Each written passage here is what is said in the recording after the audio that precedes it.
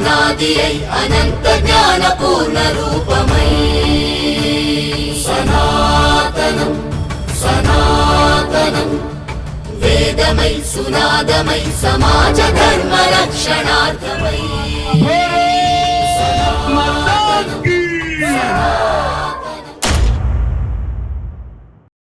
దాడులు కావచ్చు, తన వంతు ఉడత సాయం అనుకోవచ్చు. మీరు ఎక్కడైతే ఈ తెలంగాణ రాష్ట్రంలో కావచ్చు, యావత్ భారతదేశంలో హిందుత్వం పైన జరుగుతున్నటువంటి దాడులను తన సోషల్ మీడియా ఛానల్ ద్వారా మన కళ్ళకి కట్టినట్టుగా చూపిస్తున్నటువంటి అమోఘ్ దేశపతి గారికి హిందూ వాహిని ఎప్పుడు రుణపడి ఉంటుంది. అదేవిధంగా ఈ కార్యక్రమాన్ని ఉద్దేశించి అమోఘ్ దేశపతి గారిని మార్గదర్శనం చేయాల్సిందిగా కోరుతున్నాం.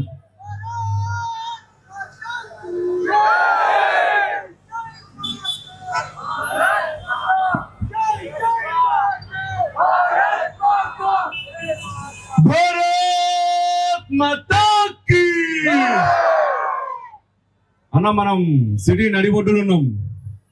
నడిబొడ్డులు ఉన్నప్పుడు ఏంటంటే ఎప్పుడు కూడా గట్టిగా మన గొంతు బయటకు లేస్తేనే బయటకి వినబడుతుంది. మర్చిపోవద్దు మనం గొంతు తీసుడు. నాకు తెలిసి చాలా మంది చేతులలో జెండాలు పట్టుకున్నారు. ఏం పట్టుకున్నా సరే చేతుల గొంతులకెళ్ళి మాట మాత్రం బయటకు బరాబర్ రావాలి. ఎందుకంటే ఫస్ట్ మాటతోటి చెప్పాలి, మాటతోటి వినకపోతేనే చేయలేవాలి. భారత్ మాతా కీ జై శ్రీరామ్, జై శ్రీరామ్. అద్భుతం. ఈరోజు ఇక్కడ చూస్తా ఉంటే కాషాయం కాషాయం కనబడుతున్నది, కానీ నాకు కొంచెం ఈ కలర్ తోటి కొంచెం ఎర్రగా కనబడుతున్నది. కాషాయం కూడా ఎర్రగా కనబడతా ఉంటే నాకు కొన్ని విషయాలు గుర్తుకొస్తున్నాయి. నిజంగా ఈరోజు మన చేతులకి కాషాయాన్ని ఇవ్వడానికి మన పూర్వీకులు అందరూ కూడా ఏం చేసిర్రు?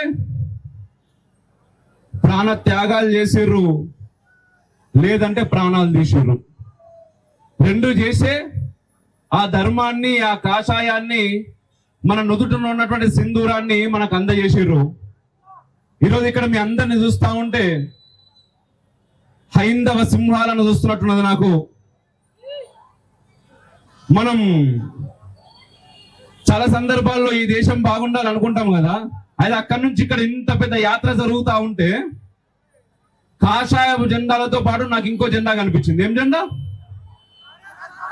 ఏం జెండా? భారత మాత, మన త్రివర్ణ పతాకం కనిపించింది. మీరు ఎంతమంది వచ్చారు కదా, ఎవరికన్నా బిర్యానీ పొట్లాలు ఇచ్చిర్రా? సమాధానం చెప్పాలి. ఇంతకుముందు ఏమన్నా మన నోటికెళ్ళి గొంతు రాలేదనుకో, ఏం చేస్తారు? తొక్కేస్తారు. గొంతు ఫస్ట్ లేవాలి, తర్వాత చేయలేయాలి. బిర్యానీ పొట్లాలు ఇచ్చిర్రా? Beer bottle ఇచ్చిర్రా? ఒక్కొక్కళ్ళకి 500 రూపాయలు ఇచ్చిర్రా? మరి ఎడికెళ్ళి వచ్చిర్రు ఇంతమంది సంత? దేనికోసం వచ్చిర్రు? భారత్ మాతా కీ. ఓకే, ఇప్పుడు నోరు లేచింది కదా, ఇప్పుడు చేయలేవాల. ఎందుకంటే చెప్తా మొన్న ఈ మధ్య కాలంలో హోలీ అయిందా? రంగులు జరుపుకున్నారా? చల్లుకున్నారా? గట్టిగా చల్లుకున్నారా? చల్లుకుంటుంటే ఓ తప్పు జరిగింది అటు దగ్గర. ఆ తప్పు చేసినందుకు ఆయన చచ్చిపోయాడు. చంపేసిర్రే ఢిల్లీలో, ఉత్తమ్ నగర్లా. నిజంగా చెప్పాలంటే నాకు గొంతు వస్తలేదు, బాధ అనిపిస్తున్నది. ఆ మనిషి మొహం నాకు గుర్తుకొస్తా ఉన్నది. ఏం చేయలేదు, వాళ్ళ పసిపాప రంగు జారి వేరెవరి మీద పడ్డదట, అందుకోసం అని చెప్పేసి కోపం వచ్చి చంపేసిరన్న. ఎందుకు చంపుతున్నారే అట్లా? ఎందుకు చంపుతున్నారన్నా? ఎందుకు చంపుతున్నారంటే ఒక్కసారి మనం అందరం కలిసి భారత్ మాతా కీ అన్నప్పుడు మన చేతులు పైకి లేస్తలేవు. అన్నప్పుడు మన చేతులు పైకి లేస్తలేవు, మన చేతులు కిందనే ఉంటున్నాయి. మన తలకాయ మాత్రమే పైకి లేస్తున్నది, మన పక్కకున్న వదిలేస్తున్నాం. నా పక్కకున్న ఈ అన్నని ఇట్లా పట్టుకొని భారత్ మాతాకి జై అన్నప్పుడు ఈ చేయి బట్టి పైకి లేపి జై అని గట్టిగా కొడితే ఎట్లుంటది? ఎట్లుంటదన్నా? ఒకసారి చేయి పట్టుకుందామా? చూపిద్దామా మనం ఏందనేది? ఒక్కసారి నువ్వు చేయబట్టి, నా చేతిలో మైక్ ఉన్నది, నువ్వు పట్టుకో. పక్క పక్క ఉన్న వాళ్ళందరూ ఒకసారి గట్టిగా చేయలు పట్టుకోర్రి. భారత్ మాతా కీ, సనాతన వైదిక ధర్మకి జై శ్రీరామ్.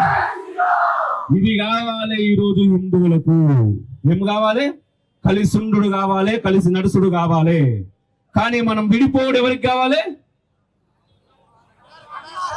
మనం విడిపోవడం ఎవరికి కావాలి? కావాలి. మనం విడగొట్టడానికి చాలా ప్రయత్నాలు చేస్తూనే ఉన్నారు. ఎట్లా చేస్తున్నారు? ఫస్ట్ తీసుకొస్తారు. ఏం తీసుకొస్తారు? కులం, తర్వాత పార్టీ, తర్వాత చివరికి మధ్యకాలంలో హీరో, నీ హీరో నా హీరో అని కూడా తనకు తెస్తున్నారంట. మనం చద్దాం అట్లా. మన అందరికి ఒకటే నినాదం ఏంటి? గడప లోపనే కులం, గడప దాడితే గడప లోపలే, గడప దాడితే హిందువులం.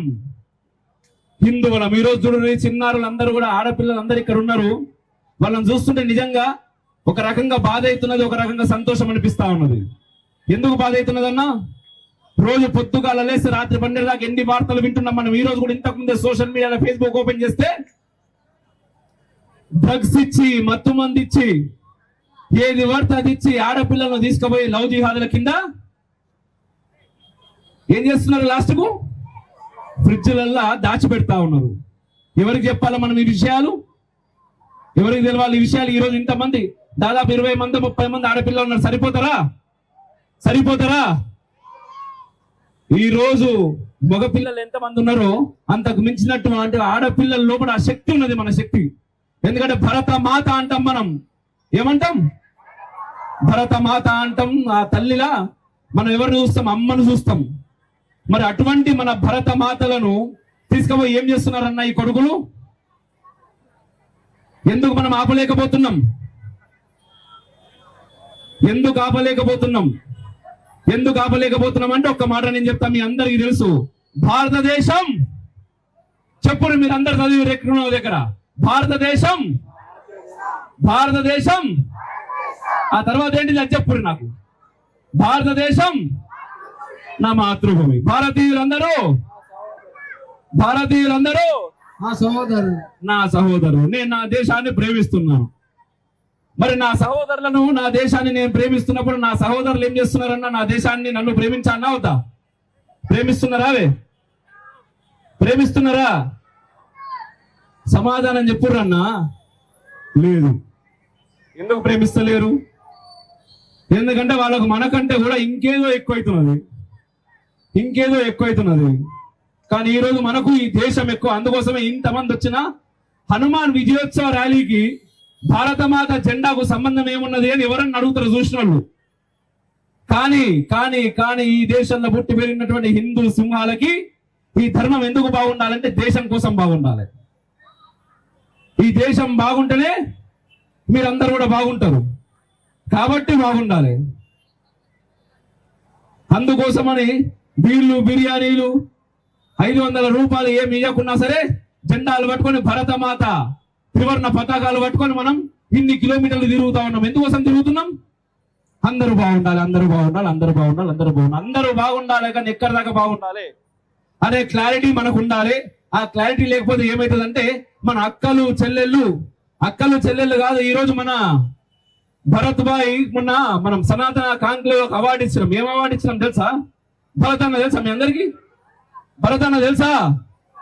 ఆ అన్నకి ఏం అవార్డు ఇచ్చినాం తెలుసా?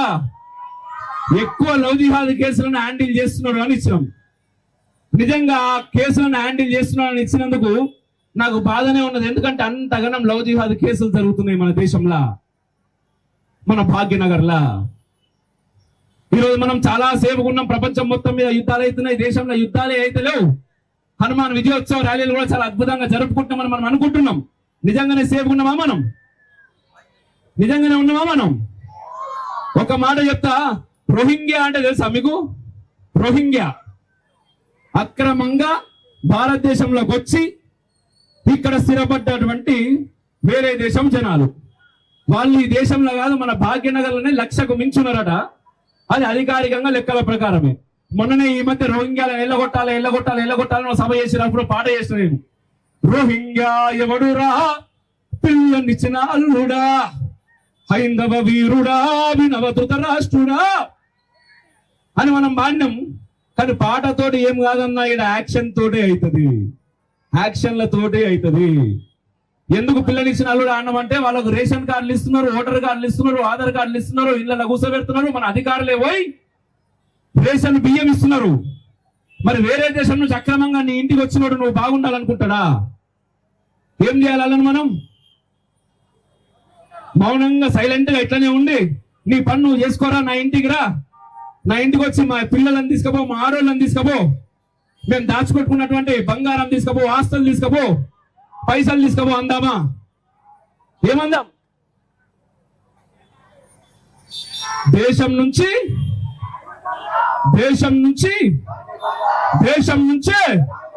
తరిమి కొడదామన్న మాట కూడా మనకు గట్టిగా మనం అందరం కలిసి పిలవకపోతే ప్రభుత్వాలు వినయాన్ని. ఎందుకంటే ప్రభుత్వాలకు ఏం కావాలి? ఓట్లు కావాలి. వాడిని ఎవరైతే ఉండనిస్తారో వాడు ఎవరికి వేస్తారు ఓటు? వానికే వేస్తారు. ఎప్పుడైతే ఇంతకుముందు భారత్ మాతాకి అన్నప్పుడు అందరు చేతులు పట్టుకొని పైకి లేపి ఏమన్నారు? భారత్ మాతాకి అని ఎట్లయితే అన్నారు, ఈ రోజు అక్రమంగా చొరబడ్డటువంటి రోహింగ్యాలను కూడా ఈ దేశం నుంచి తరిమి కొట్టుర్రి అని అంతే గట్టిగా చేతులు పట్టుకొని అనాలి. అంతే గట్టిగా ఎవరైతే లవ్ జిహాద్ల బారిన పడుతున్నారో, ఎవరైతే మన ఆడపిల్లలు ఉన్నారో, ఆడపిల్లలను కాపాడుకునే ప్రయత్నం మనం చేయాలి. ఈరోజు హిందూ వాహిని ఏం చేస్తున్నది? ఎందుకు ఈరోజు ఇంతమంది కలిసి ఇక్కడ అసలు ఎందుకు స్థాపించబడింది? ఏం చెప్పిర్రు? దేనికోసం కష్టపడుతున్నారు? కేవలం మొహం మీద బొట్టు పెట్టుకొని డీజే ముందు డాన్స్ చేయనికా? ఈరోజు ఒక్కరోజు కనబడుతున్నది, కానీ సంవత్సరానికి 365 రోజులు మిగిలిన రోజులు ఏం చేస్తున్నారు? ఏంది మన కర్తవ్యం? మన దేవాలయాల గురించి మనం పోరాడుతున్నాం, మన ఆడపిల్లల గురించి మనం పోరాడుతున్నాం, కన్వర్షన్స్ కాకుండా పోరాడుతున్నాం, లవ్ జిహాదుల గురించి పోరాడుతున్నాం. ఎవరు చెప్పారన్నా ఇవన్నీ? ఎందుకోసం పోరాడుతున్నారన్నా? మీ ఇంట్లో వీళ్ళెవరన్నా? ఈ సమాజం బాగుండాలి, ధర్మం బాగుండాలి. ఎందుకు? మీకు వచ్చిందేమున్నది? ఎందుకోసం చేస్తున్నారు మీరు? ఎందుకోసం చేస్తున్నారు అంటే ఈ రక్తంలో ఉన్నది, ఈ దేశంలో పుట్టినటువంటి ప్రతి వీరుడు మనకు చెప్పిండు. ఏం చెప్పిండు? ఈ దేశం బాగుండాలంటే ఈ ధర్మం బాగుండాలి, ఈ ధర్మం బాగుండాలంటే హిందువు బ్రతికుండాలి అని.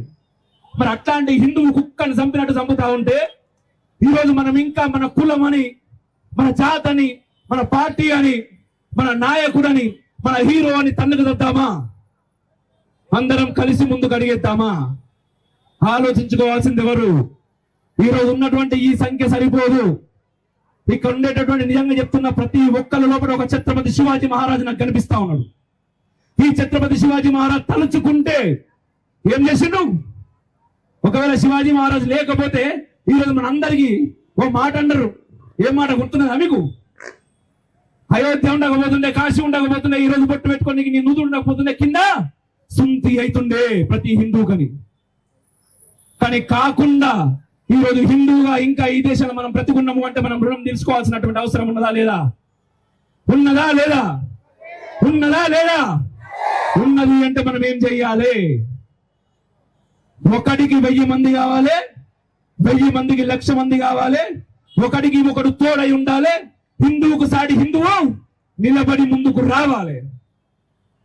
ఒక హిందువు ఆపద వచ్చిందంటే వాడి కులం ఏంది, వాడు ఏ పార్టీ, అవన్నీ పక్కకు పోవాలి. వాడు నా ఓడా కాదా అని ఎక్కడ చూడాలి మనం? వాడు హిందువా? ఇంకా మన నోటి నుంచి మాట బయటకు వస్తలేదు. నోటి నుంచి మాట బయటకు వచ్చినాకనే యాక్షన్స్ బయటకు వస్తాయి. ఖచ్చితంగా ఒక హిందువు ఇంకొక హిందువు కోసం నిలబడాలి. ఎందుకంటే మీరు సమాజంలో చూస్తున్నారు ఎవరి కోసం నిలబడుతున్నారో. ఈరోజు నీ కోసం నిలబడేటోడు ఎవడున్నారో? నీ కోసం నిలబడేటోడు ఎవరు లేరు. నువ్వు కలిసి గట్టుగా నిలబడి చేయి పట్టుకొని పైకి లేపి నాకు ఇది కావాలి అంటే తప్ప రాజకీయ నాయకుడు కూడా నీ కోసం నిలబడడు. కాబట్టి ఒక హిందువు కోసం నిలబడాల్సింది ఎవరు? ఒక హిందువు కోసం ఒక హిందువే నిలబడాలి. మనం కలిసి ముందుకు రావాలి.